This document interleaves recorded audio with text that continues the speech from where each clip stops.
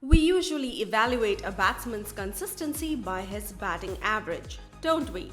Kohli's 50-plus batting average in all forms of international cricket is something that every Indian flaunts proudly. But when we saw some other averages of rather famous batsmen, we were startled. And thus the idea for this video came about. Welcome to Simbly Chumma. Today we are counting down the top 10 lowest average of a batsman. The criteria for this being that he should have scored a minimum of 5,000 plus runs in ODIs. Before we get on with the list, the customary plea for pressing the subscribe button and the bell icon. If you are wondering why we have stopped making non-sports trivia videos, well, we haven't. We are still doing that but have shifted all of those videos to a new channel called Simbly Curious. Please do check out our new channel and give us your feedback.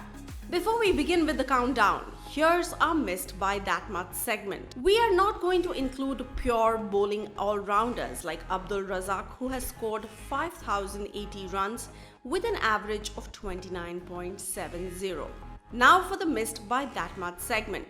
Aravinda De Silva, 34.90. Jaisurya, who is 5th on the list of the most runs scored in ODI as of mid-2020, with 12,650 runs to his credit, has an average of 33.37. And then we have M.N. Samuels, who has an average of 32.97. Number 10, Steve Waugh. This cricket legend was a batsman all-rounder and in the latter stages concentrated mainly on his batting.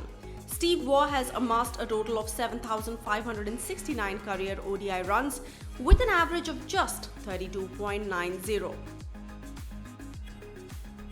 At 9th place, we have Sulieman Malik.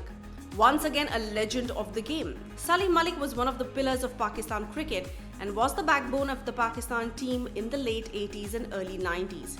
He went on to score more than 7,170 runs at an average of 32.88. Number 8, Stephen Fleming. New Zealand's ex-captain and opening batsman comes next in our list. Stephen Fleming has scored 8,000 plus runs in his career but at a paltry average of 32.40. At 7th place, we have Jaisurya. Seeing his name in this list might be quite shocking to many as he is the 4th highest run scorer in ODIs as of mid-2020. He has scored 13,430 runs in ODIs. He was a nightmare to several bowlers in the late 90s, but seeing his batting average of just 32.36, it doesn't bode so well for his stature, does it? Maybe we will have to look at his spectacular strike rate. Number 6, Yunus Khan. Next is another Pakistani batsman who was quite popular. He's a great test batsman and a good ODI batsman who scored 7,249 runs for his country, but at an average of 31.24. It looks more of a crime for him to have got that many chances and pales in comparison to his test average of around 51. Number 5, Alan Border. Another legend of the game, Alan Border finds his place at number 5. Maybe at the time he played, an average of 30.62 seemed fine, but not now. And once again, seeing his test average of 50 plus and the average of other greats in his era, it does look awfully little, doesn't it?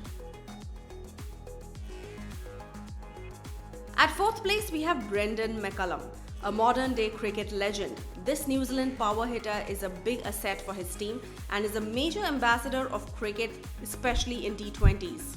McCullum has scored more than 6,083 runs in his ODI career. He is one of the few cricketers who has an ODI average lesser than his T20 average. His ODI average is 30.42 while that of his T20 is 35.66. Coming third, we have Mahanama. Mahanama established himself as a stylish opening batsman in the late 1980s and early 1990s for Sri Lanka. Though he scored more than 5,162 runs in his ODI career, he is one of the only pure batsmen to have scored 4 centuries in Tests and ODI and have an average of less than 30 in both. His average in ODI is just 29.49 and in Test it was 29.47. At second place, we have Masakadza. Hamilton Masakadza of Zimbabwe has scored 5,658 runs in his 208 innings and 209 matches. He is an opener and has a huge fan following in his country. He is the only ODI player to have scored 250 plus scores back-to-back in the same series. But he has a batting average of just 27.73. Topping our list today at number 1, we have Boom Boom Afridi. Many might say that he was a bowler or a bowling all-rounder, but many forget that he came into the team as a proper batsman, and that too an opener.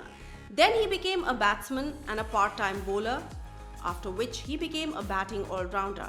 Eventually, it was a bowling all-rounder that he became famous for. He has scored 8,094 runs in his ODI career, but at a paltry average of just 23.57. He is the number 1 in this top 10. We hope you found this list fascinating. Hope to see you soon in another fascinating top 10 from Simbly Chumma. Hit the like button, share button and press subscribe. Do check out all our old videos. You might like them. Thank you.